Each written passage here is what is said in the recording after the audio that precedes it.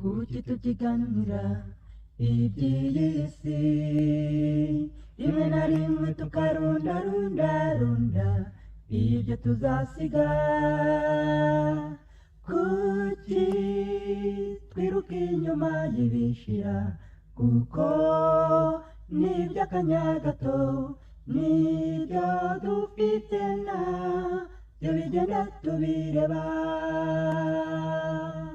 Mureke tubitse ubutunzi bwacu mu ijuru, aho ingenzi n'ingezi zitaburya, kandi twibuke ko Yesu ni byose, abo tubikiye ntacyo buzaba. Mureke tubitse ubutunzi bwacu mu ijuru, aho ingenzi n'ingezi zitaburya.